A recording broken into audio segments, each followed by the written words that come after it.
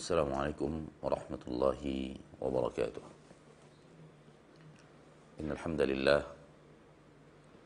nahmaduhu wa nasta'inuhu wa nastaghfiruh wa na'udzu billahi min shururi anfusina wa min sayyiati a'malina.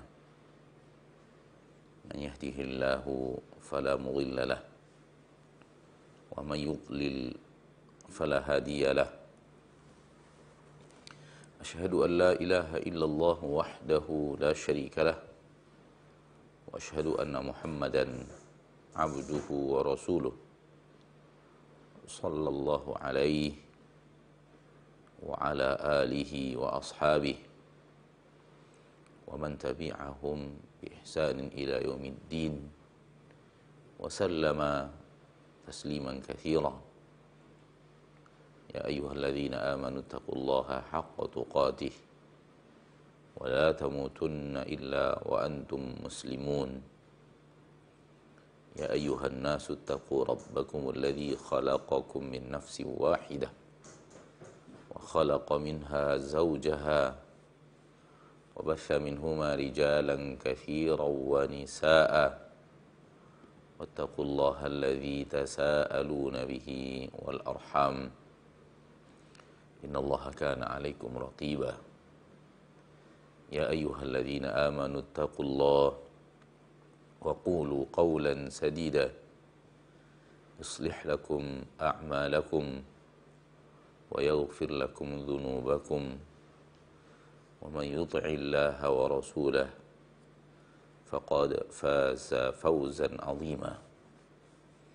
أما بعد فإن أصدق الحديث كتاب الله وخير الهدي هدي محمد صلى الله عليه وسلم وشر الأمور محدثاتها فإن كل محدثة بدعة وكل بدعة ضلالة وكل ضلالة في النار.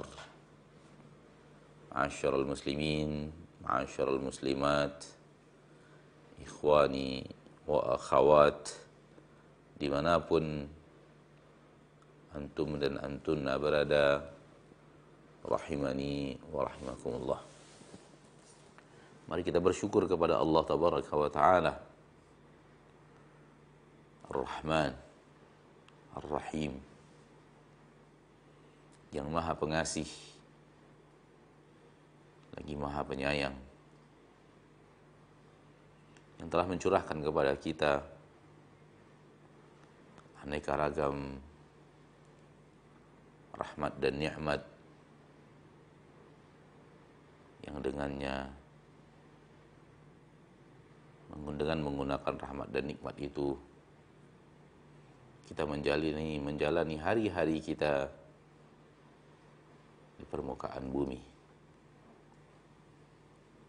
dengan menggunakan rahmat dan nikmat Allah tabaraka wa ta'ala Rabbul Izzati wal Jalalah.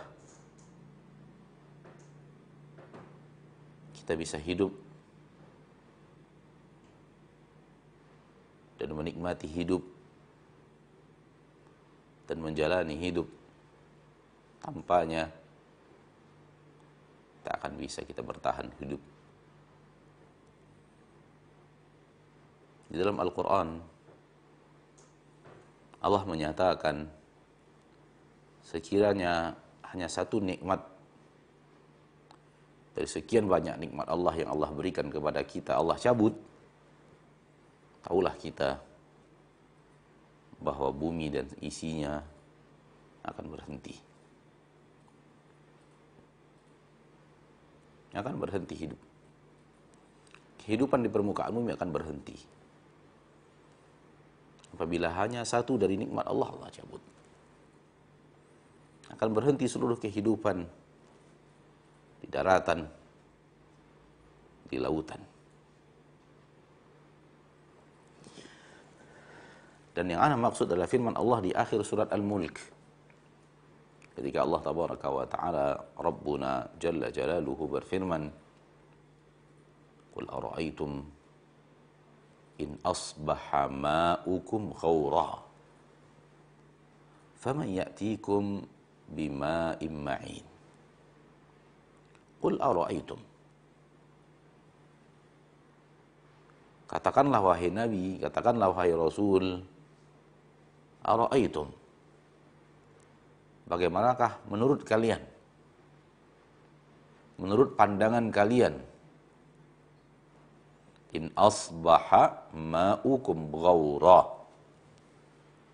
Jikalau di pagi hari air-air kalian ini sudah kering, sudah tidak ada lagi air yang bisa kalian temukan karena dia ghaura, dia sudah mengering, tak ada lagi di permukaan bumi, dia turun ke bawah, ke perut bumi sejauh-jauhnya, sehingga tak mungkin lagi bisa dicapai oleh tangan-tangan manusia. Ara'aitum, bagaimana menurut kalian? Gerangan apa yang akan terjadi manakala seluruh air yang ada Allah turunkan ke perut bumi? Dan ini makna ghaur, kering, yang dimaksud adalah air itu turun ke bawah sejauh-jauhnya dan tidak mendekat di kehidupan manusia. Kalau sekarang ini, terutama di negeri kita Indonesia yang sangat kita cintai ini, air tidak jauh di bawah kita. Hanya jarak beberapa meter kita akan bertemu dengan air karena Allah angkat ke permukaan. Bahkan di saat-saat tertentu, air itu hanya berjarak beberapa jengkal dari hidup kita. Dia hanya berjarak beberapa jengkal dari telapak kaki kita. Karena Allah yang mendekatkannya ke dalam kehidupan kita. Dan Allah yang mendekatkan air itu mampu untuk membuatnya turun sejauh-jauhnya. Sehingga di permukaan bumi habis air dan tak ada yang bisa mencapai air. Apa yang akan terjadi menurut kalian? Dan semua kita tahu jawabannya. Hitungan hari akan berhenti kehidupan di permukaan bumi. Makhluk hidup akan berhenti hidup. Manusia akan bertumbangan dan bergelimpangan menjadi mayat. Berhenti kehidupan di darat. Dan tak ada kehidupan di laut karena airnya pun sudah tiada. Padahal yang Allah cabut hanya satu nikmatnya.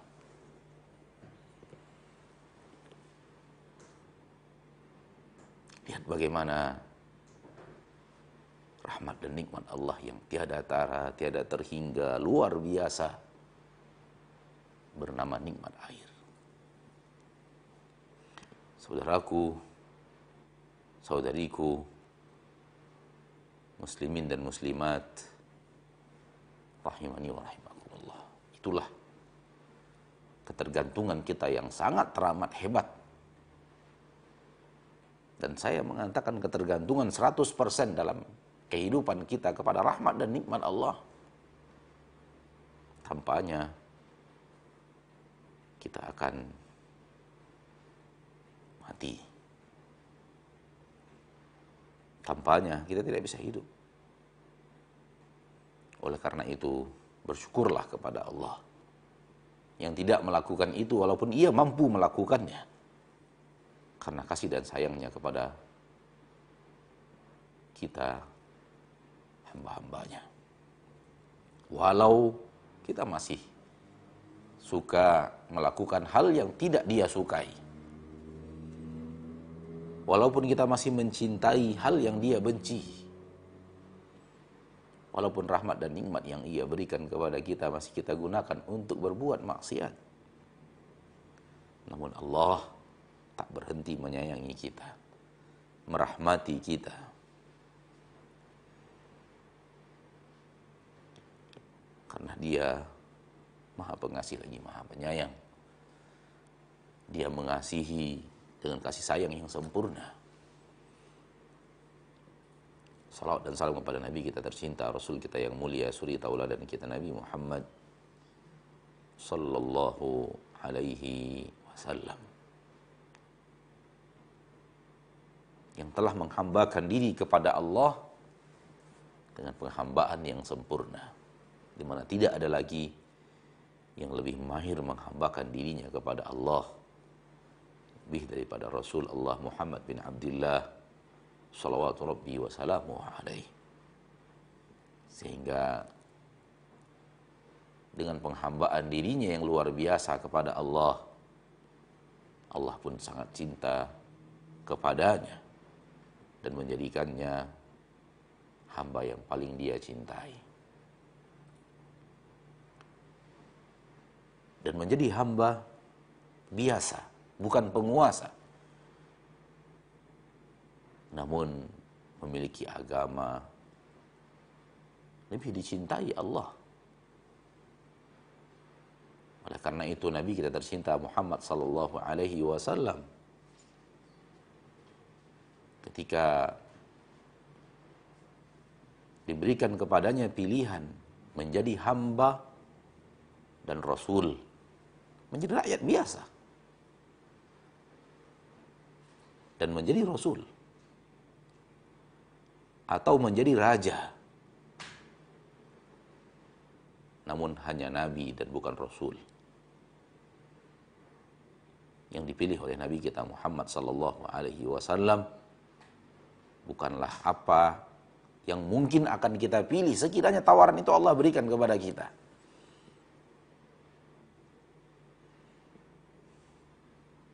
Dan itu tidak mungkin. Tapi sekiranya dan seandainya tawaran itu diarahkan kepada kita, kita akan memilih hidup di dunia kaya raya menjadi raja dan nabi. Dan kita menganggap itulah yang paling afdal di dunia, hidup kaya raya, menjadi raja, dan hidup di akhirat pasti selamat dan ke surga Allah tabaraka wa ta'ala yang tiada tara nikmat yang ada di dalamnya. Namun ternyata pilihan Rasul kita bukan itu. Namun pilihan Rasul hidup di dunia abdan, menjadi hamba, menjadi rakyat jelata yang bukan raja.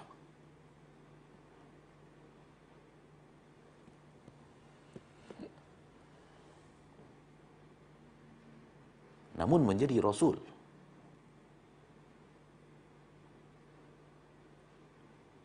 Menjadi hamba,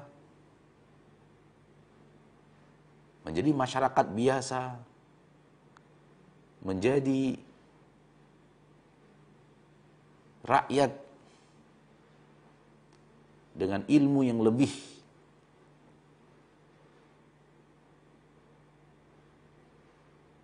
dicintai oleh Nabi kita Muhammad sallallahu alaihi wasallam daripada nabi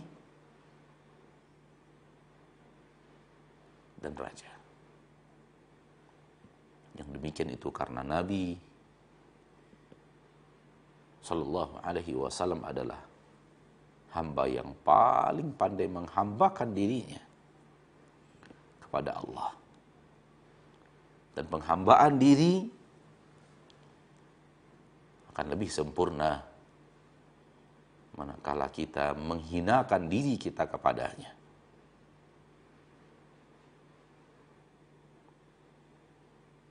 Ghayatul khudu' ma'a ghayati dzul. Sangat patuh dan taat dan sangat pandai menghinakan diri kepada Allah yang maha segala-galanya. Inilah jalan Rasul kita tercinta Muhammad bin Abdullah salawatu rabbi wa salamu alaihi, yang hendaknya kita teladani agar kita benar-benar bisa hidup dalam penghambaan diri kita kepada Allah. Saudara-saudariku, para pemirsa Asil TV dimanapun Anda berada, para pemirsa LJ TV, Sahabat Muslim TV, Ahsan TV, Salaf Ittiba, Sunnah Jalan Pasti TV, dan Arbunda Mengaji Prabu Mulih, barakallahu fiikum. jami'an. Hari ini adalah hari yang terakhir dari Ramadan 1441 Hijriah. Dan apabila mentari di hari ini tenggelam di ufuk barat di sore nanti, maka Ramadan telah berlalu dan dia tidak akan kembali lagi. Ini yang selalu Anda katakan, tidak akan kembali lagi. Karena Ramadan yang akan datang bukanlah Ramadan yang sekarang. Walau dia sama-sama bernama Ramadan. Karena hari Jumat yang lalu bukanlah Jumat yang akan datang, walau namanya sama-sama Jumat.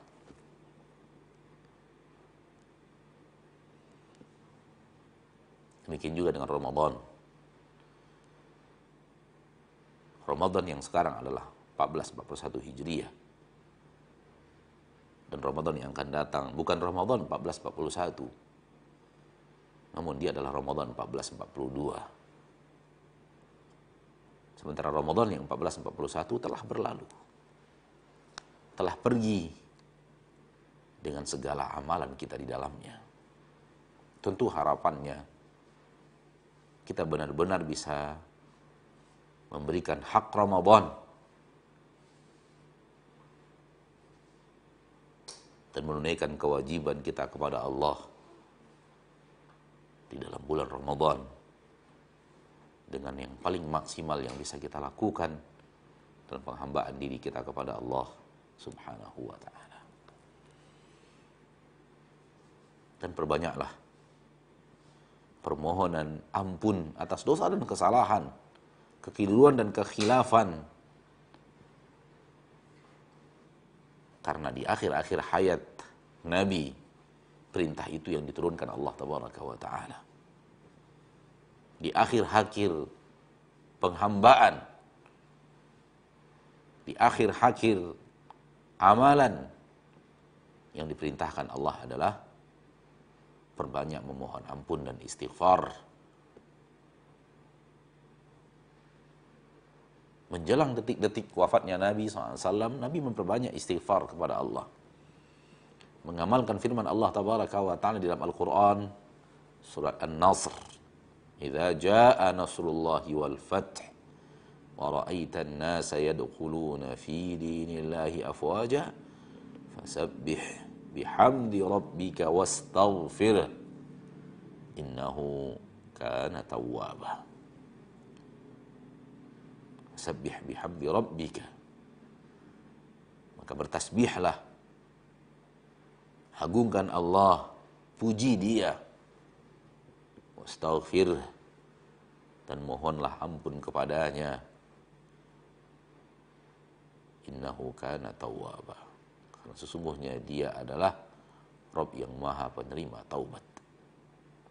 Maka Nabi memperbanyak ini di dalam akhir-akhir hayatnya. Demikian juga lafaz pertama yang kita baca pasca selesai melaksanakan kewajiban sholat. Lafaz yang pertama disunnahkan adalah istighfar. Astaghfirullah, astaghfirullah, astaghfirullah. 3 kali.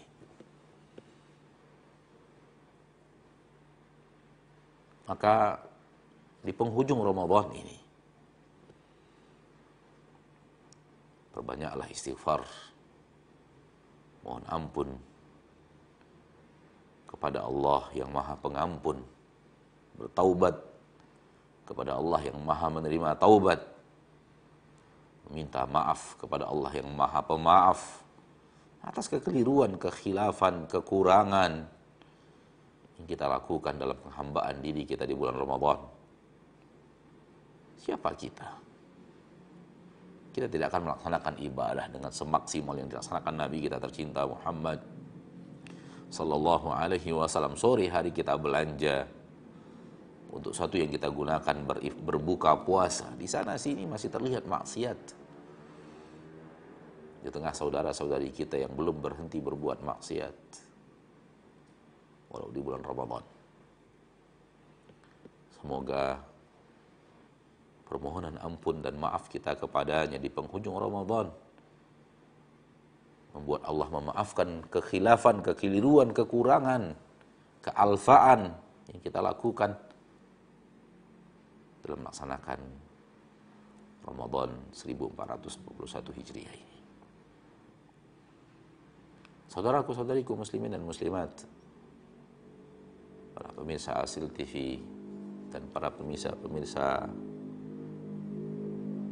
dimanapun Anda berada, rahimani wa rahimakumullah. Pertemuan ini adalah pertemuan yang terakhir di bab ad-da'wah atau ad-du'a ila syahadati an la ilaha illallah, menyeru kepada la ilaha illallah, bersaksi bahwasanya la ilaha illallah. Ikhwani wa akhwati fid din, ada 30 poin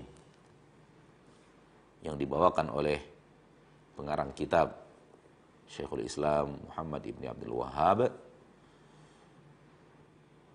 dalam 3 dalil yang beliau bawakan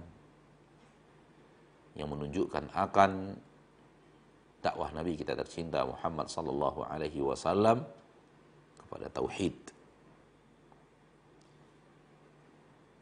Berkata Syekhul Islam Muhammad ibn Abdul Wahhab rahimahullah wa rahimah jami'a ulama'il ummah, fihi masail. Ada beberapa poin-poin di dalam dalil-dalil yang sudah berlalu, yaitu 3 dalil. Al-ula anna ad-da'wata ila Allahi tariqu man ittaba'a Rasulullah sallallahu alaihi wasallam. Poin yang pertama, bahwasanya dakwah kepada Allah adalah jalan siapapun yang mengikuti Rasulullah sallallahu alaihi wasallam. Umat-umat yang spesial dari umat Nabi Muhammad adalah yang menyambung dakwah Rasulullah sallallahu alaihi wasallam. Melalui mereka estafet dakwah ini berjalan dengan izin Allah. Sebagaimana dakwah Rasul disampaikan kepada para sahabat, namun para sahabat melanjutkan dakwah itu kepada generasi setelahnya, generasi tabi'in. Generasi tabi'in melanjutkan dakwah itu kepada generasi berikutnya, tabi'ut tabi'in, generasi para imam madhab. Dan kemudian tabi'ut tabi'in melanjutkan dakwah itu kepada generasi seterusnya, dan begitu seterusnya, dan begitu seterusnya. Dan inti daripada dakwah itu adalah mengajak kepada Allah. Dan tentunya mengajak kepada Allah dengan menerangkan jalan yang akan mengantarkan kita kepada Allah.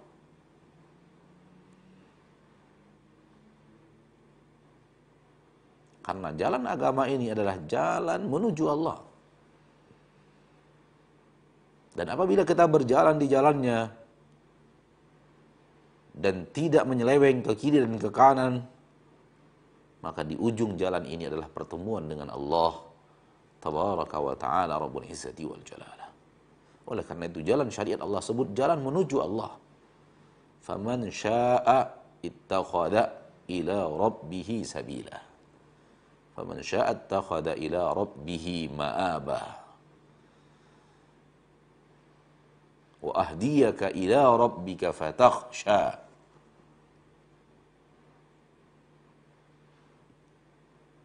Maka jalan dakwah adalah jalan orang yang mengikuti Rasulullah sallallahu alaihi wasallam.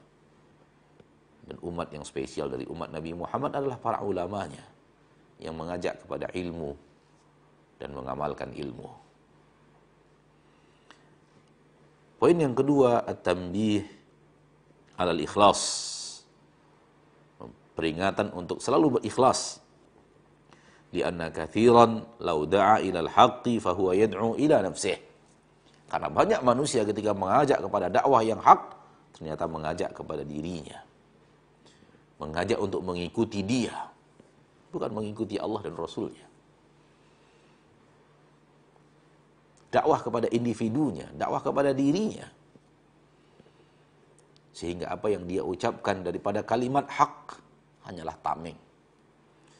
Yang pada dasarnya dia hanya mengajak kepada dirinya. A'udzubillahi min dzalik. Sementara pengikut Nabi dan Rasul, dakwah mereka dakwah ikhlas, ad-da'watu ilallah, dakwah untuk mengajak manusia kepada Allah, bukan kepada dirinya, bukan juga kepada kelompoknya, bukan juga kepada golongannya, bukan juga kepada yayasannya, bukan juga kepada apapun yang bukan kepada Allah. Maka jadilah hamba-hamba yang ikhlas. Qul hadhihi sabili ad'u ila Allah.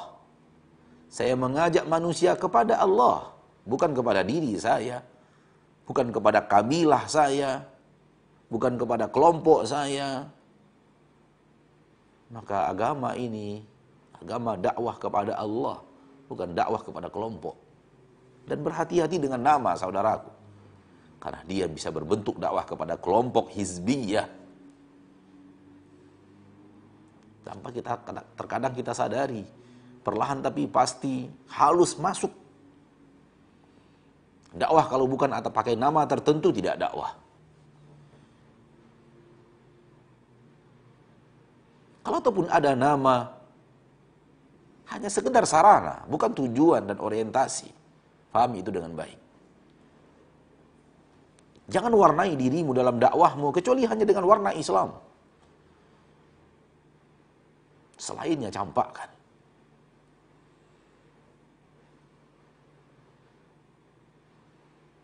Sering sekali nama-nama ini mengkerdilkan kita. Memasukkan kita dalam kotak-kotak yang kita buat sendiri untuk diri kita. Dengan nama-nama yayasan. Nama-nama slogan perjuangan. Dan itu hizbiyatun maqitah. Sebuah tindakan hizbiyah yang dibenci di dalam agama Islam. Kalau ataupun ada yayasan hanya sekedar sarana duniawi. Karena di bawah yayasan berdiri pesantren. Di bawah yayasan berdiri sekolah. Karena sekolah harus didirikan di bawah hal-hal yang seperti itu. Terikat undang-undang di negeri kita. Tapi nama itu tidak pernah membuat kita terkotak-kotak. Karena dakwah kita dakwah kepada hak, kepada ikhlas kepada Allah Subhanahu wa ta'ala. Maka jangan warnai dirimu dan dakwahmu kecuali dengan nama Islam. Dan tunjukkan dengan sikap bahwa kita tidak terkotak-kotak dengan nama-nama itu. Kita hanya terkotak dengan ikhlas kepada Allah Subhanahu wa ta'ala. Ad'u ila Allah. Ini adalah dakwah kepada keikhlasan. Ad'u ila Allah. Saya berdakwah kepada Allah. Dan siapapun, yayasan apapun, nama apapun, kalau dakwahnya kepada Allah, berarti kita satu dakwah, satu manhaj di dalam dakwah, satu cara di dalam dakwah. Manhaj Nabi kita tercinta Muhammad salawatu rabbi wassalamu alaihi. Ini yang saya katakan. Terkadang kita terkotak-kotak oleh kotak yang kita buat sendiri untuk diri kita. Lalu kita masuk di dalam kotak itu dan mewarnai diri kita. Saya adalah kotak yang bernama ini. Jangan, saudaraku. Jangan rela dengan nama selain Islam. Jangan rela dengan nama selain sunnah.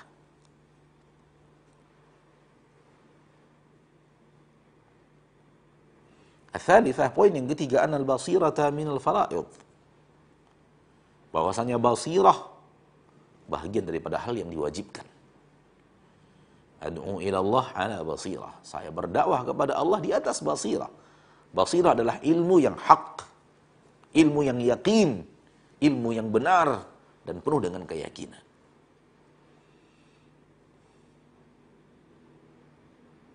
Seorang yang berdakwah harus yakin bahwa apa yang dia ajak manusia kepadanya bersumber dari agama Allah yang hak.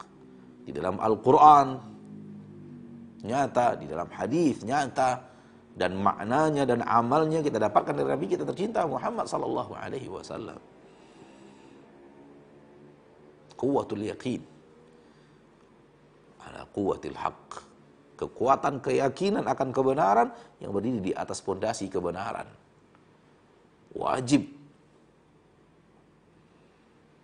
Bagian daripada yang diwajibkan Allah tabaraka wa taala, qul hadhihi sabili ad'u ila Allah, bukan di atas jahal, bukan di atas keraguan-raguan, akan tapi di atas ilmu dan yakin. Adapun orang-orang kufar, hidup mereka penuh dengan keraguan, agama mereka agama ragu, keyakinan mereka keyakinan yang penuh dengan keraguan-raguan. Dan kita mendengarnya sendiri, mereka mengatakan ini harus diyakini, terserah benar atau tidak, jangan ditanya. Bahkan mereka mengatakan ini sesuatu yang dapat kita dapatkan, entah benar entah tidak, yang penting ini kita yakini. Ini namanya agama ragu, bukan agama ilmu, bukan agama yakin. Ini agama jahal. Tapi agama Islam ala wasilah, berdiri di atas ilmu yang yakin, di atas kebenaran. Poin yang keempat, min dalaili husni tauhid annahu tanzihullahi ta'ala anil masabbah.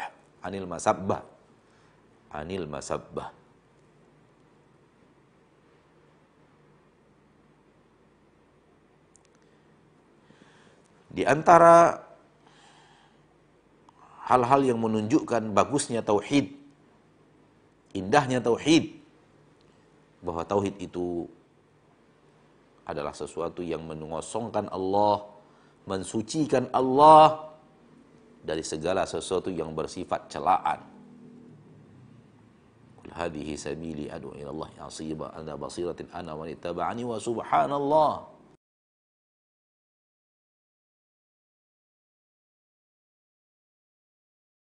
Allah dari hal-hal yang tidak pantas untuk Allah. Itulah tauhid, dan itulah indahnya tauhid. Di antara yang menunjukkan indahnya tauhid, dia adalah mensucikan Allah dari segala kekurangan yang membuat dia tercela. Karena semua kekurangan tidak ada pada Allah, dan semua yang bersifat celaan Rabb kita suci darinya. Tidak memiliki itu dan tidak pernah punya itu. Sehingga tidak ada apapun jua yang dilakukan Allah daripada kekurangan dan kekhilafan.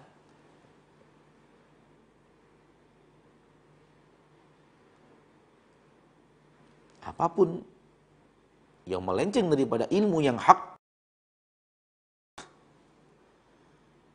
apabila dilihat dengan teliti, dipelajari dengan detail, di dalamnya akan ada poin bahwa Allah tabaraka wa ta'ala kurang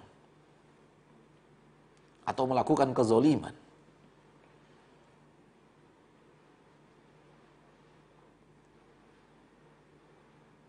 atau memiliki kelemahan.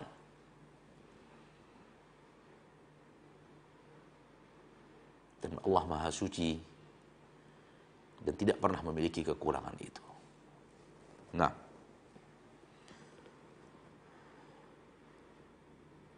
subhana rabbika rabbil izzati amma yasifun wa salamun alal mursalin. Maha suci Allah dari apa-apa yang mereka sifati Allah dengannya.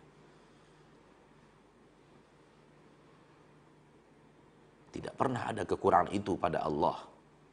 Wa salamun alal mursalin. Dan keselamatan untuk para Rasul yang Allah utus. Mereka tidak pernah mensifati Allah dengan sifat-sifat yang kurang. dengan sifat-sifat yang kurang seperti yang disifati kepadanya oleh orang-orang yang berbuat syirik. Lisan mereka terjaga daripada menyebutkan sesuatu yang membuat Allah itu memiliki kekurangan dan kekeliruan dan kekhilafan dan kesalahan. Sehingga lisan para rasul dan orang yang mengikuti para rasul lepas dari semua itu. Tazkiyah dari Allah untuk para rasul bahwa mereka tidak pernah mensifati Allah dengan sifat yang kurang. Al-khamisah, yang kelima, anna min qubhi syirki kaunahu masabbatan lillah. Lawan daripada poin yang di atas. Bagusnya tauhid karena dia meniadakan celaan terhadap Allah. Buruknya syirik, anna min qubhi syirik, di antara hal yang membuat syirik itu buruk, busuk, annahu kaunuhu masabbatan lillah. Syirik itu di dalamnya ada celaan terhadap Allah. Ada hal-hal yang mengundang celaan terhadap Allah Rabbul Izzati wal Jalalah. Oleh karena itu buruk dan busuk. Katakan Allah tidak tahu. Lihat. Mengatakan bahwa Allah tidak mendengar dakwah kita, seruan kita kepadanya kecuali melalui wasaid, perantara-perantara antara kita dan Ia. Mengatakan bahwa Allah tabaraka wa ta'ala lelah, capek. Mengatakan bahwa Allah tabaraka wa ta'ala Rabbul Izzati wal Jalalah dengan sesuatu yang membuat Allah penuh dengan kekurangan atau memiliki kekurangan atau memiliki kezaliman. Nah, sadisah, yang ketujuh, wa hiya min ahammiha, dan ini yang terpenting, ibadul muslimi 'anil musyrikin li'alla yasira minhum walau lam yusyrik. Menjauhkan seorang muslim dari orang musyrikin agar mereka tidak menjadi bahagian daripada orang-orang musyrikin walau tidak melakukan kesyirikan itu. Wa subhanallah wa ma ana minal musyrikin. Ma ana minal musyrikin. Aku tidak termasuk orang musyrik. Menjauhkan kita dari orang-orang musyrikin. Karena di antara tuntutan tauhid adalah membenci syirik dan pelakunya. Menjauhkan diri kita dari syirik wa ahlih. Al-bara'ah, berlepas diri daripada syirik dan pelaku syirik. Menjauhkan diri dari syirik dan siapapun yang mengamalkan syirik.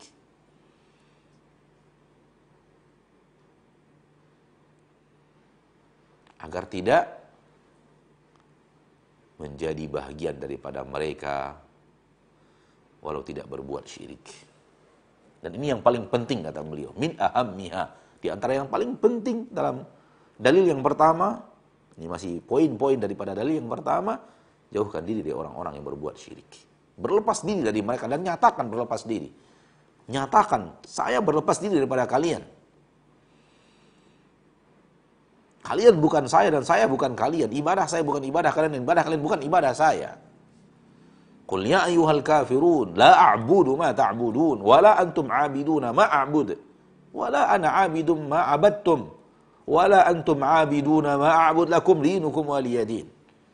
Ayat ini diperintahkan Allah untuk kita baca, kita imani, kita ikrarkan.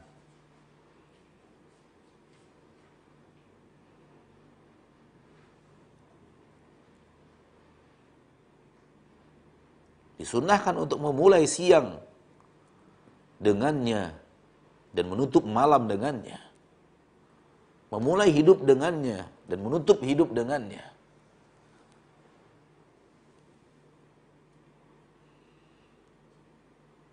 Karena dia mengandung makna yang sangat teramat penting dari makna tauhid.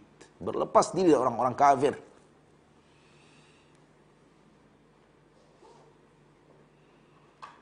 Dan mengikrarkannya dengan berulang-ulang. La a'budu ma ta'budun wa la antum 'abiduna ma a'bud. Aku tidak akan. Karena aku bukan penyembah apa yang kalian sembah. Kalian penyembah makhluk, dan aku bukan penyembah makhluk. Kalian tunduk dan khudu' kepada makhluk, sementara saya hanya tunduk dan khudu' kepada Rabbil makhluk.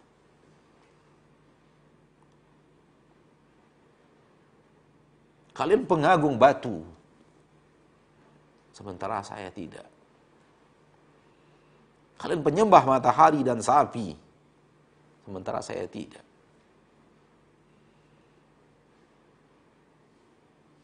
Kalian penyembah nabi dan wali, sementara saya tidak. Lakum dinukum waliyadin. Untuk kalian agama kalian, dan untukku agamaku.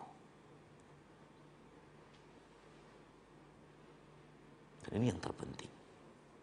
Iklankan, ikrarkan, iklankan. Apapun risiko yang harus ditempuh, buah daripada ikrar itu, konsekuensi daripada ikrar tersebut,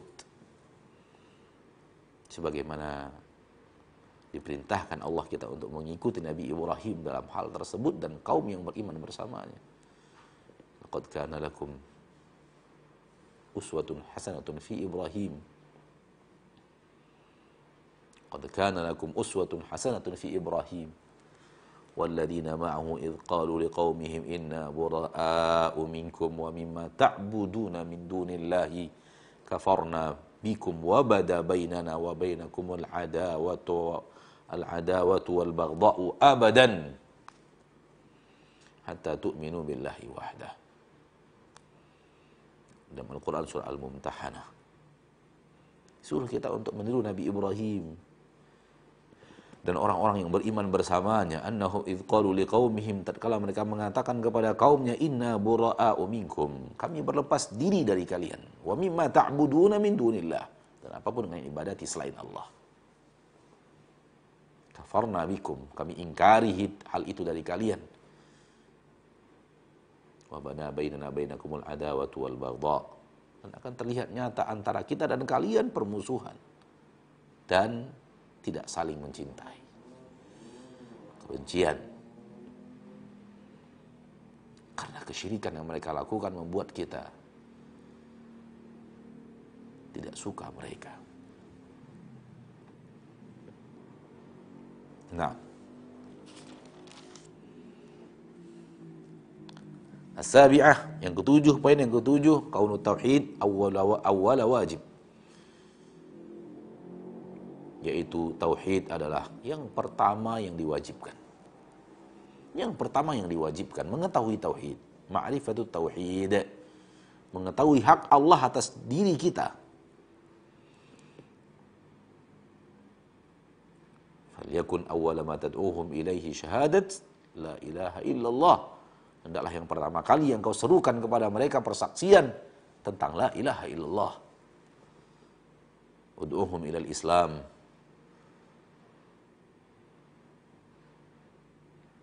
Ajak mereka kepada agama Islam. Beritahu mereka hak Allah terhadap mereka yang ada di dalam agama Islam. Perintah pertama, kewajiban pertama adalah tauhid. Poin yang kedelapan, an yubda'a bihi qabla kulli syai'in hatta shalah. Hendaklah dimulai dakwah kepada tauhid sebelum memulai ajakan kepada yang lainnya, termasuk salat. Ajakan untuk bertauhid, esakan Allah, tunggalkan Allah, jangan sekutukan Allah, esakan Allah, jangan sekutukan Dia. Mulai itu. Dan itu hendaknya dimulai lebih awal, bahkan lebih daripada memulai dakwah kepada salat. Al-ashirah, yang ke-10, at-tasiyah, yang ke-9, anna ma'na an yuwahhidullah ma'na syahadati an la ilaha illallah. Makna kalimat esakan Allah, hendaklah mereka mengesakan Allah, itulah makna syahadat la ilaha illallah. La ilaha illallah, itulah Dia. Esakan Allah, jadikan Ia satu-satunya, tidak ada sekutu baginya. Nah, Annal insana, yang ke-10, annal insana qad yakunu min ahli kitab wa huwa la ya'rifuha atau ya'rifuha wa la ya'malu biha. Boleh jadi ada seorang insan yang akhirnya menjadi ahli kitab. Wa huwa la ya'rifuha. Karena dia tidak mengetahui la ilaha illallah. Au ya'rifuha wa la ya'malu biha. Atau dia tahu arti la ilaha illallah tapi tidak diamalkan. Dengannya dia menjadi ahli kitab. Dengannya dia menjadi ahli kitab. Benar boleh jadi ada orang yang secara hukum di sisi Allah sudah menjadi ahli kitab. Seperti ahli kitab, ada kitab yang dia sampai kepadanya dia pegang namun dia tidak amalkan ilmunya. Bahkan hal yang terpenting dari kitab itu dia tidak amalkan. Atau tidak tahu sama sekali maknanya. Sehingga ketika ditanya tentang apa itu la ilaha illallah, hal yang terpenting dalam hidupmu, dalam agamamu, dia tidak tahu artinya yang hak. Dia jahil terhadap maknanya. Apalagi mengamalkannya. Dia tidak berilmu tentang apa yang diinginkan darinya oleh la ilaha illallah yang dia ucapkan. Al-hadiyata asyrah, yang ke-11, at-tanbih ala ta'lim bitadrij. Dalam dalil-dalil yang telah dibawakan ada peringatan ketika mengajarkan manusia bitadrij. Hendaklah step by step, berjenjang. Yaitu mulai dari yang terpenting. Ats-tsaniyata asyrah, yang ke-12, al-bada'atu bil aham fal aham. Mulai daripada yang terpenting, baru yang setelahnya, baru yang setelahnya. Dan itu yang Nabi ajarkan kepada Mu'adz ibn Jabal. Mulai dulu ajak kepada mereka tauhid. Fa inhum ajabuka lidzalik, fa inhum ata'uka lidzalik. Kalau engkau setelah mengajak kepada syahadat la ilaha illallah mereka terima, fa akhbirhum anna Allah aftarada alaihim 5 salawatin fi kulli yawmin wa lailah. Baru ajak mereka untuk melaksanakan salat. Allah wajibkan mereka 5 waktu dalam setiap hari dan setiap malam untuk salat. Setelah dakwah kepada yang lebih penting daripada salat bernama tauhid. Ats-tsalitsata asyrah, ke-13, masrifuz zakah. Kemana zakat disalurkan? Yaitu kepada kaum fakir. Tu'khadhu min aghniyaihim faturaddu fi fuqaraihim. Diambil dari orang kaya dan dikembalikan kepada orang yang fakir membutuhkan. Ar-rabi'ata asyrah, yang ke-14, kashful alim asy-syubhata 'anil muta'allim. Orang yang alim hendaklah membuka dari muridnya syubhat, sesuatu yang syubhat yang mereka miliki. Kikis dari muridnya syubhat itu. Ya, syubhat yang salah tentang makna la ilaha illallah dikikis. Syubhat yang salah dalam beragama dan ketundukan kepada Allah dikikis. Karena orang menjadikan perantara antara dirinya dan Allah karena syubhat. Syubhatil wasa'id bainan nas, menjadi syubhat wasa'id dalam ibadah. Di mana mereka mengatakan bahwa saya ini berdosa sehingga tak pantas bagi saya untuk menghadap langsung kepada Allah. Hendaklah yang menyampaikan niat saya adalah orang yang dekat dengan Allah. Ini syubhat. Dan hendaklah para ahli ilmu mengikis syubhat ini dari murid-muridnya. Al-khamisata asyrah, yang ke-15, an-nahyu an karaimil amwal. Larangan mengambil harta-harta yang penting, harta-harta yang mahal. Ini dalam mengambil harta zakat. Jangan diambil yang mahalnya, ambil yang pertengahan. Ya. As-sadisata asyrah, yang ke-16, ittiqa'u da'watil mazlum. Jauhi doa orang yang terzolimi. Hati-hati, jangan sampai orang terzolimi mendoakan kita. As-sabi'ata asyrah, yang ke-17, al-ikhbaru bi annaha la tuhjab. Keterangan bahwa doa mereka yang terzolimi la tuhjab, tidak dihijab antara dia dan istijabah dari Allah, ijabah dari Allah tabaraka wa taala. Ats-tsaminata asyrah, yang ke-18, min adillati tauhid ma jara ala sayyidil mursalin wa sadatil awliya minal masyaqqati wal ju'i wal waba. Di antara dalil-dalil tauhid adalah apa yang terjadi pada sayyidil mursalin, pada penghulunya seluruh rasul, wasadatil awliya, dan penghulu-penghulu wali, minal masyaqqati wal ju'i wal waba. Hal yang berat, kelaparan, wabah, penyakit, itu terjadi kepada para nabi dan para rasul dan kepada para wali-wali Allah, sadatil awliya. Dan dalam hal ini terjadi dalam kisah kita adalah Ali bin Abi Thalib, wa huwa sayyidun min sadatil awliya. Dia adalah penghulunya para wali. Karena kita yakin bahwa Ali bin Abi Thalib adalah wali dari wali-wali Allah tabaraka wa taala. Namun beliau juga sakit. Beliau juga mengeluhkan matanya yang sakit. Maka wali boleh saja sakit. Karena wali tidak memiliki sifat menyembuhkan. Nah, at-tasi'ata asyrah, poin yang ke-19, qauluhu la'u'tiyanna rayata alamun min alamin nubuwah. Perkataan Nabi SAW, aku berikan bendera ini kepada seseorang lelaki yang mencintai Allah dan mencintai Rasulnya. Allah pun mencintai dia dan Rasulnya mencintai dia. Ini adalah alamun min alamin nubuwah, salah satu ciri daripada ciri-ciri kenabian, mukjizat daripada mukjizat Nabi kita tercinta sallallahu alaihi wasallam. Karena al-ikhbaru amma fil qalb, al-ikhbaru an mahabbatillah wa huwa minal umur al-ghaibiyah. Mengetahui apa yang ada dalam hati manusia, memberitahu tentang apa yang ada dalam hati manusia. Dia cinta kepada Allah dan Rasulnya. Ini amalan hati. Hati, karena cinta datang dari hati. Maka ini adalah ciri-ciri kenabian dan tanda-tanda kenabian. Memberitahu apa yang ada dalam hati seorang insan. Ditambah daripada itu, bahwa apa yang terjadi dari Allah.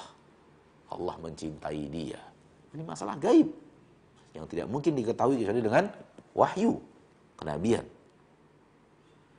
Nah, al-insyrun, poin yang ke-20, tafluhu fi ainaihi alamun min alamiha aidha. Nabi SAW ketika meludah pada kedua mata Ali bin Abi Thalib, kemudian langsung sembuh dengan izin Allah. Allah sembuhkan setelah itu. Ini juga tanda daripada tanda-tanda kenabian, mukjizat daripada mukjizat kenabian. Al-hadiyatu wal insyrun, fadilatu Ali radhiyallahu an. Di dalamnya terdapat keutamaan tentang seorang wali, yaitu Ali bin Abi Thalib. Nah, ats-tsaniyatu wal insyrun, fadlu sahabah fi dawkihim tilka al-lailah wa syughlihim an bisyaratil fath. Keutamaan para sahabat. 22, keutamaan para sahabat di mana malam itu mereka sibuk membicarakan ya tentang bahwa mereka akan diberikan kemenangan oleh Allah. Dan siapa lelaki yang akan diberikan kepadanya bendera kepemimpinan dan panglima jihad. Ats-tsalitsatu wal ishrun, yang ke-23, al-imanu bil qadar lihusuliha liman lam yas'a wa man'iha amman sa'a. Di dalamnya terdapat ilmu tentang iman dengan takdir. Allah yang menentukan segala-galanya.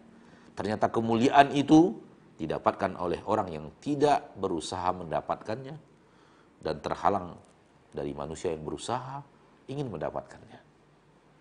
Nah, Ali bin Abi Thalib tidak mengira bahwa dia yang akan ditunjuk karena malam itu sakit.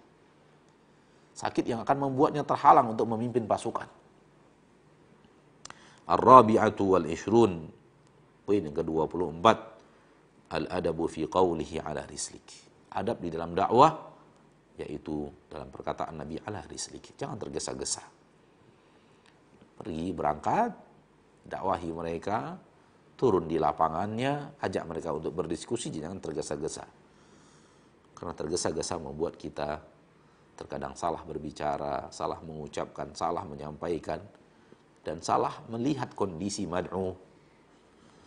Al-khamisatu wal ishrun, poin yang ke-25, ad-da'watu ilal islami qabla al-qital. Hendaklah berdakwah kepada Islam sebelum memulai jihad, perperangan. As-sabi'atu wal ishrun, as-sadisatu wal ishrun, yang ke-26, annahu masyru'un liman du'u qabla dhalika wa qutilu.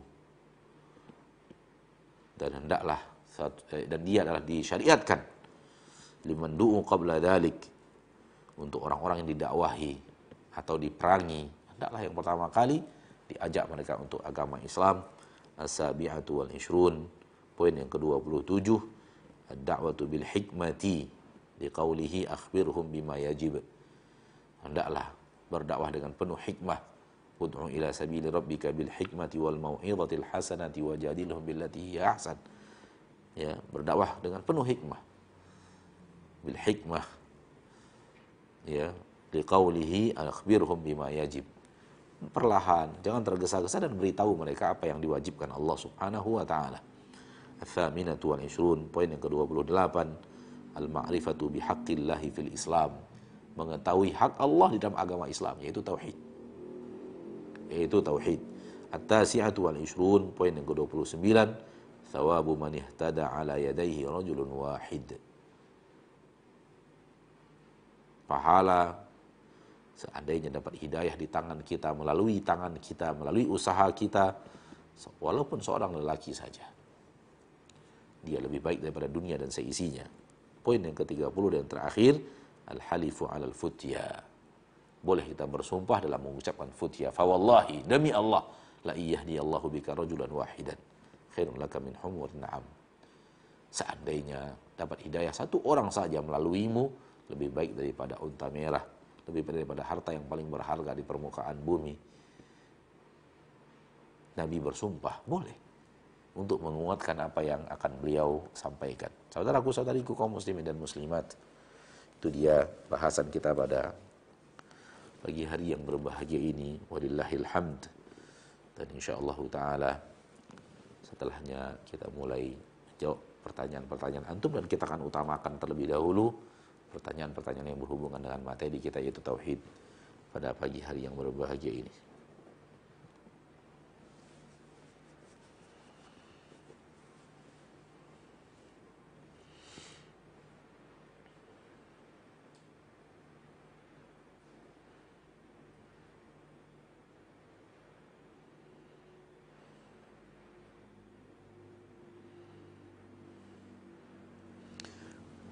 Pertanyaan pertama, Assalamualaikum warahmatullahi wabarakatuh. Waalaikumsalam warahmatullahi wabarakatuh. Ustaz, ana mau bertanya, di keluarga kami ada yang menyimpan buku raja, dan ana tahu Ustaz bahwa buku itu mengandung kesyirikan. Apa yang harus ana lakukan, Ustaz? Bolehkah ana membakar buku tersebut, sementara di dalamnya ada bagian-bagian yang merupakan huruf-huruf Arab? Pertama, kita tidak boleh melakukan sesuatu terhadap benda yang bukan milik kita. Yang harus melakukannya adalah yang pemilik benda. Bolehkah kita membakarnya? Apa hak kita membakar buku orang lain? Bukan buku kita. Kecuali buku kita. Atau buku dari anak-anak kita yang di bawah kepemimpinan kita. Itu boleh kita ambil, kita bakar. Namun milik orang lain jangan. Maka dalam hal ini yang ada adalah seruan untuk mengajak kepada tauhid. Memberitahu mereka bahwa raja-raja seperti ini tidak benar. Wallahu a'lam.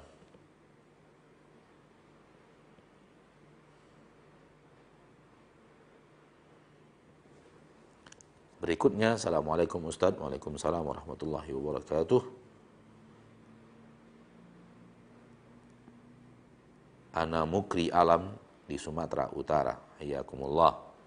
Mau bertanya Ustaz, hati kadang-kadang suudzon kepada Allah. Tetapi pikiran kita bilang itu tidak boleh. Bagaimana menyikapinya Ustaz? Ikuti syariat. Dan syariat ini dalam hal ini ya, bersesuaian dengan pikiran kita dan bertabrakan dengan apa yang ada di hati kita. Pikiran mengatakan itu tidak benar, suudzon kepada Allah, namun hati bersuudzon. Mana yang benar di sini? Pikiran yang di sana gudang ilmu atau hati yang diberikan was-was oleh syaitan, yang sesuai dengan agama yang hak adalah dalam hal ini adalah pikiran. Tidak boleh bersuudzon kepada Allah. Tidak boleh bersuudzon kepada Allah. Sementara hati bersuudzon, lawan hati itu. Hati itu juga bisa tempat syubhat. Tempat ilmu yang salah.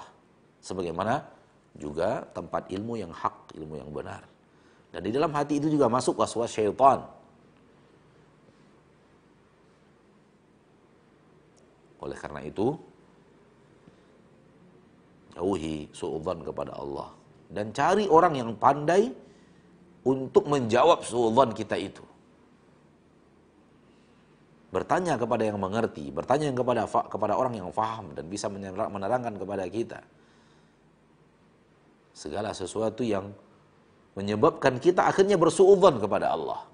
Pasti ketika kita bersuudzon kepada Allah ada yang keliru daripada cara kita berpikir, cara kita mengambil kesimpulan. Pasti itu. Dan cari orang yang pandai menyampaikan kepada kita bahwa Allah tidak seperti yang kita sangkakan. Dengan persangkaan yang buruk. Nah.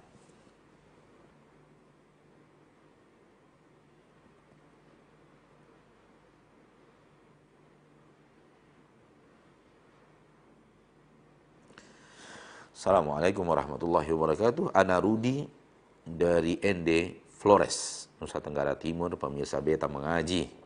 Anda ingin bertanya Ustadz, apakah kalau kita membuka kajian di YouTube dan kajian itu dari seorang Ustadz yang biasa menyampaikan soal-soal hari kiamat,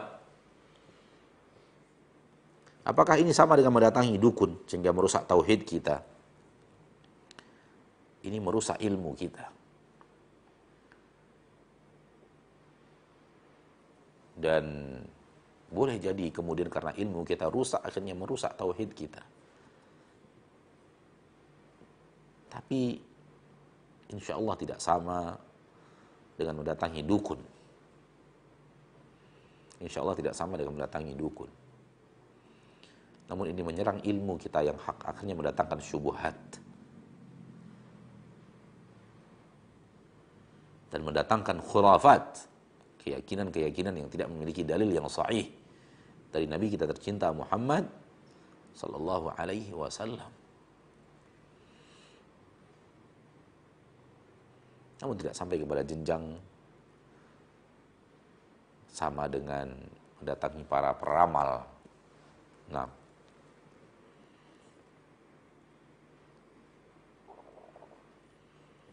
Assalamualaikum warahmatullahi wabarakatuh.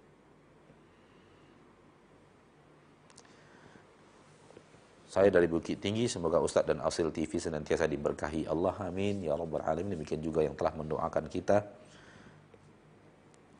Saya mau bertanya, apakah boleh saya men-share dakwah-dakwah Ustadz di sosial media dengan niat ingin mengingatkan saudara-saudara yang mungkin lupa akan kewajiban yang berniat ingin memberitahu bahwa jangan belajar dengan Ustadz yang membingungkan umat.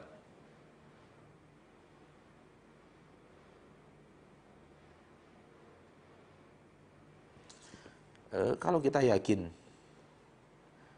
bahwa apa yang kita sampaikan itu benar-benar berada di atas ilmu yang hak, dalilnya jelas dari Al-Quran dan Hadis, dan Ustadz yang menyampaikannya juga adalah yang mengerti sunnah, yang kita tahu komitmennya terhadap sunnah Nabi Sallallahu Alaihi Wasallam, dan komitmennya terhadap ilmu yang hak, maka silahkan. Tapi dengan syarat yang tadi. Jangan asal share. Ya. Nah.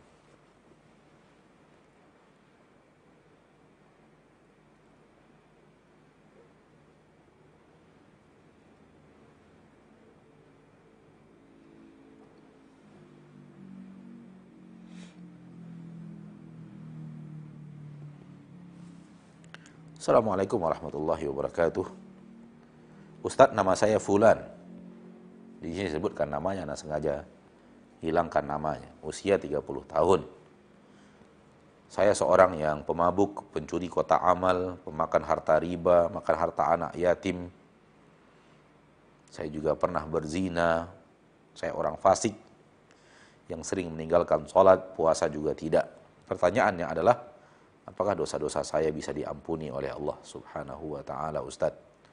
Saya benar-benar ingin bertaubat. Bagaimana caranya, Ustaz, supaya taubat saya bisa diterima? Kalaupun hukum rajam sampai mati masih berlaku, saya siap, Pak Ustaz, asal itu jalan terbaik untuk menuju ridho Allah dan ampunannya. Allah memerintahkanmu sesuatu yang lebih ringan daripada itu, untuk menuju ridhonya dan ampunannya.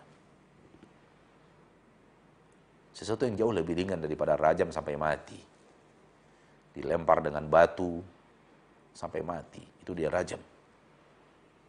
Rajmu bil hijarati hatal maut. Melempari seseorang dengan bebatuan sampai mati. Allah menyuruh sesuatu yang jauh lebih ringan daripada semua itu. Yaitu tinggalkan. Sesali masa lalu yang salah dan bertekadlah untuk tidak lagi ingin melakukannya. Itu yang Allah perintahkan, itu dia taubat. Apakah dosa saya masih bisa diampuni oleh Allah, Ustaz?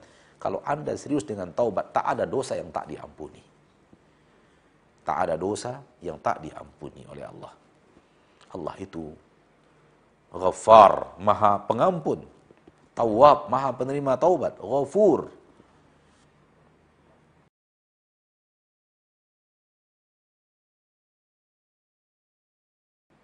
Yang suka sekali untuk memaafkan. Setelah itu menjaga hamba-hambanya dari hal yang tidak diinginkan. Pasca dimaafkan. Saudaraku, muslimin dan muslimat, rahimani wa rahimakumullah. Jangan pernah bertanya, adakah dosa yang tidak diampuni Allah? Bisakah dosa ini diampuni Allah? Jangan pernah lagi bertanya. Karena tak ada dosa yang tidak diampuni oleh Allah. Kalau kita serius minta ampun. Tak ada dosa yang tidak dimaafkan Allah kalau kita serius minta maaf. Tak ada taubat yang tidak diterima oleh Allah kalau kita serius dalam taubat. Dan sungguh sebelummu telah banyak orang-orang yang berdosa lebih daripada dirimu. Dan sekarang mereka sudah direkomendasi oleh Nabi SAW sebagai penduduk surga. Dengan apa yang Nabi ceritakan kepada kita bahwa dia dipeluk oleh malaikat rahmat setelah wafatnya. Namun sebelumnya melakukan dosa yang lebih besar daripada dosamu sekarang yang Anda sebutkan kepada kami. Dan sengaja saya sembunyikan nama yang Anda sebutkan karena tidak boleh menyampaikan aib diri sendiri kepada orang lain.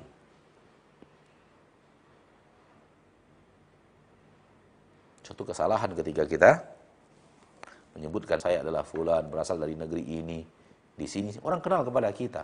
Dosa saya seperti ini, nggak boleh. Agama Islam memuliakan dirimu. Jangan kau hinakan dirimu, saudaraku. Dengan engkau tebarkan aib dan kesalahanmu pada orang lain. Tak ada dosa yang tidak diampuni oleh Allah kalau kita serius minta ampun. Permasalahannya kita serius atau tidak. Kalau kita serius, 3 poin yang harus dikerjakan. Sesali masa lalu itu, tinggalkan maksiat itu, dan bertekadlah untuk tidak akan lagi melakukannya. Tekad untuk tidak melakukannya. Nah,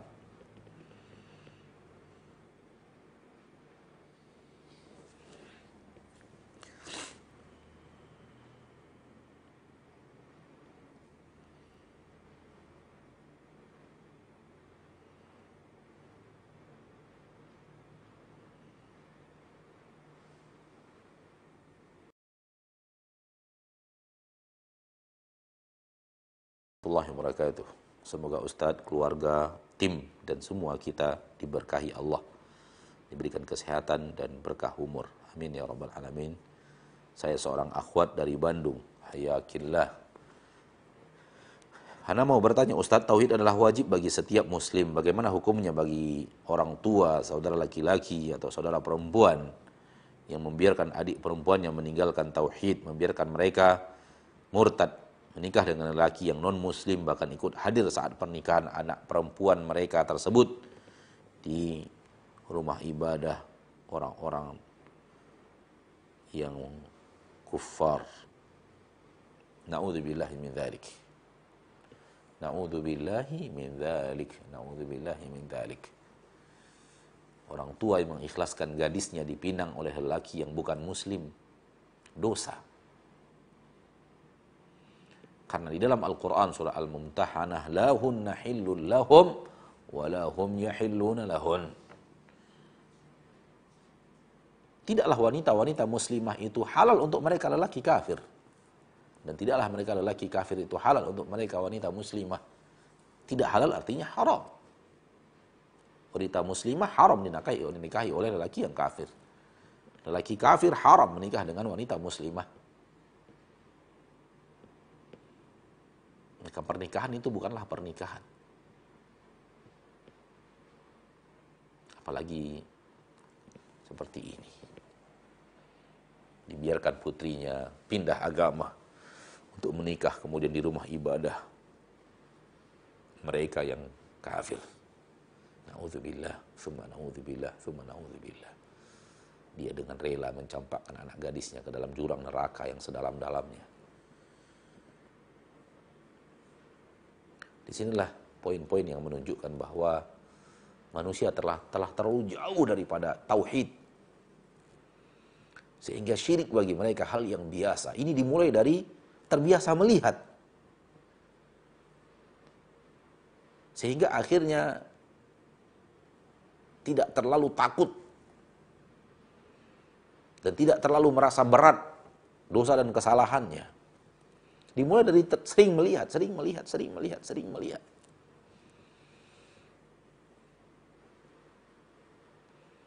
Lihatlah dosa dan maksiat yang sering terjadi akhirnya bagaikan hal yang biasa. Hampir tidak dianggap sebagai maksiat yang harus diingkari. Dosa, misalnya dosa membuka aurat yang banyak dilakukan oleh kaum wanita di negeri kita ini, negeri yang kita cintai ini. Karena terlalu sering dilihat, terlalu sering dipamerkan aurat itu, maka dia menjadi hal yang terbiasa dan biasa yang seolah-olah bukan maksiat. Bahkan ketika kita larang kaum muslim untuk menyaksikannya, kita dianggap ekstrim oleh mereka. Jangan nonton film, di sana ada aurat wanita dipertontonkan. Wah, Ustadz terlalu ekstrim.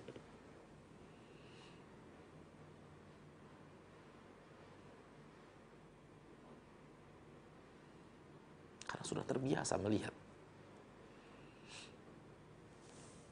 Terbiasa melihat orang-orang kufar di sekitar mereka. Dan terbiasa melihat teman-temannya pindah agama. Tetangga-tetangganya pindah agama. Akhirnya dianggap biasa. Na'udzubillahi min dzalik. Seruan kita adalah bertakwalah kepada Allah dan kembalilah kepada agamamu dan jangan campakkan anak-anakmu ke dalam jurang api neraka yang terlalu dalam. Nah.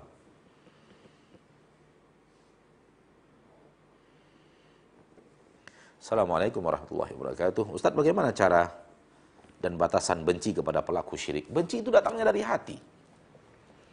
Dan hati benci bisa bergandengan dengan muamalah yang baik dalam urusan dunia. Walaupun kita benci, namun kita tetap memberinya makan. Kalau dia sakit, kita jenguk. Dan kita tetap senyum kepadanya. Namun hati kita membenci. Bisa. Itu tidak bertabrakan. Dalam urusan dunia, muamalahnya baik. Namun hati itu tidak pernah suka. Nah, maka jangan sampai hati kita tidak membenci syirik dan pelaku syirik.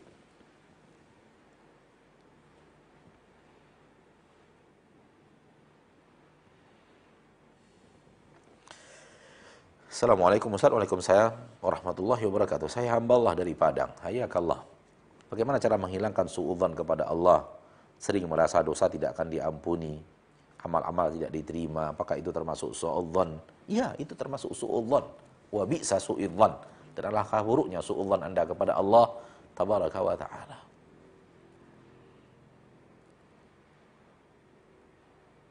Allah tidak menerima taubat kita, Allah tidak menerima amal saleh kita. Wa huwa alladhi yaqbalu taubata an ibadihi wa ya'fu an sayyi'at. Dialah Allah yang menerima taubat dari hamba-hambanya, yang mengampuni dosa dan kesalahan mereka.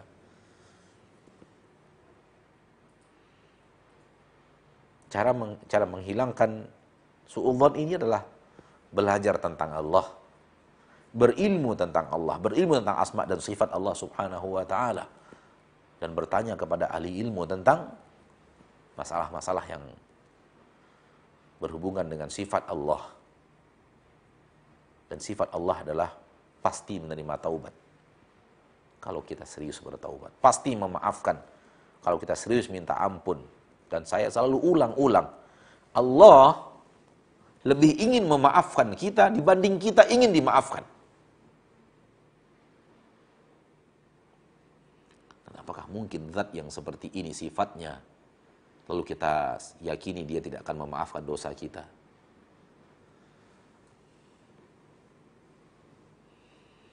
Allah lebih ingin memaafkan kita, lebih daripada kita ingin dimaafkan. Anda ingin dimaafkan? Jawabannya pasti iya. Allah lebih ingin lagi memaafkan Anda, lebih daripada keinginan Anda dimaafkan. Apa mungkin bagi Allah untuk tidak memaafkan kalau Anda serius minta maaf kepadanya? Allah lebih serius lagi.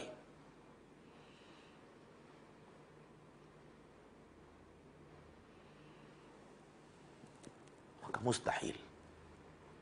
Mustahil dan mustahil. Ada seorang hamba yang serius minta ampun kepada Allah, lalu Allah abaikan permohonan ampunnya. Itu mustahil. Ada orang yang serius dalam bertaubat, lalu Allah tidak terima taubatnya. Itu mustahil. Bukan tawab namanya, kalau itu yang dia lakukan. Bukan ghafar.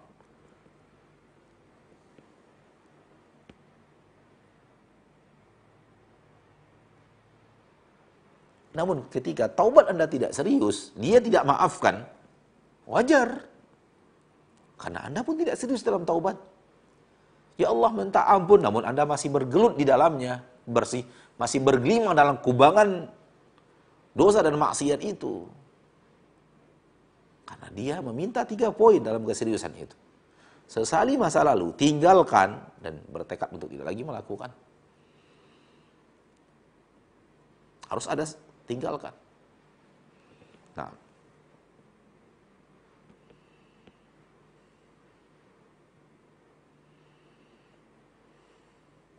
Assalamualaikum warahmatullahi wabarakatuh. Apakah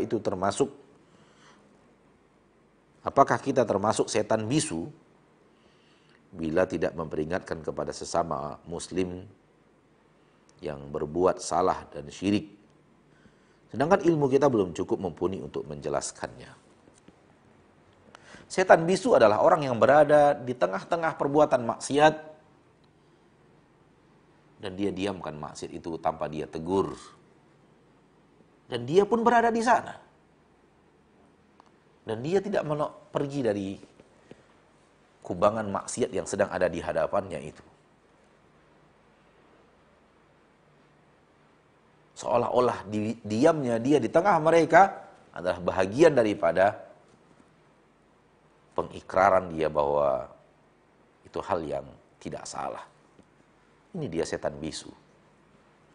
Adapun kita tidak mampu memberikan tabligh, dakwah, lalu kita diam dan kita tinggalkan maksiat itu, atau kita hanya menyampaikan sekedar yang bisa kita sampaikan, menurut saya ini maksiat, maaf saya tidak bisa hadir, menurut saya ini maksiat, itu cukup sesuai dengan kemampuan kita untuk menyampaikan dakwah.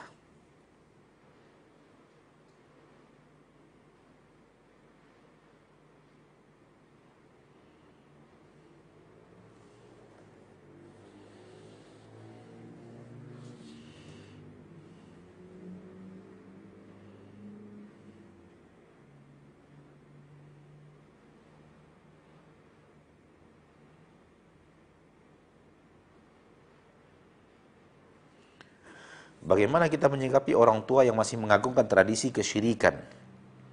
Kata mereka tidak mungkin Allah menurunkan rezeki dari langit tanpa bantuan berhala-berhalanya. Ini adalah syirik. Menjadikan sesuatu sekutu bagi Allah. Dan ini kesyirikan orang-orang musyrikin. Bahwa rahmat Allah turun ke permukaan bumi melalui berhala. Maka rajin-rajin untuk berbicara dengan orang tua, berdiskusi dengan orang tua yang seperti ini. Kalau orang tua kita bisa untuk berdiskusi, dan kita pun pandai untuk berakhlak mulia dalam berdiskusi. Kalau tidak, berikan buku, berikan mereka tontonan-tontonan yang bermanfaat dalam ilmu tauhid. Selamatkan mereka dengan izin Allah dan doakan mereka untuk selamat. Nah,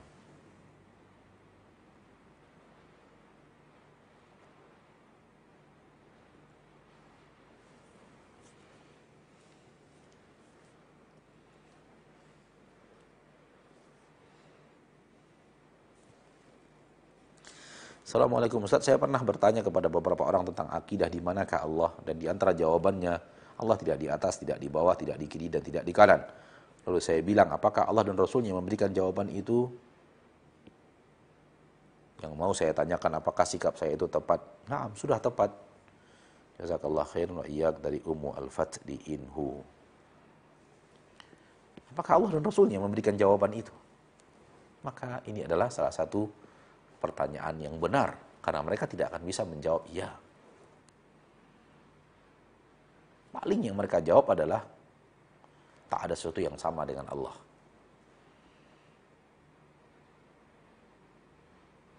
Adapun Allah tidak di kiri, tidak di kanan, tidak di atas, tidak di bawah. Nas-nas menunjukkan bahwa Allah di atas. Imam Ibnul Qayyim mengatakan nas yang menunjukkan bahwa Allah di atas itu lebih daripada 2000 nas. 2000 dalil yang menunjukkan bahwa Allah di atas. Nah,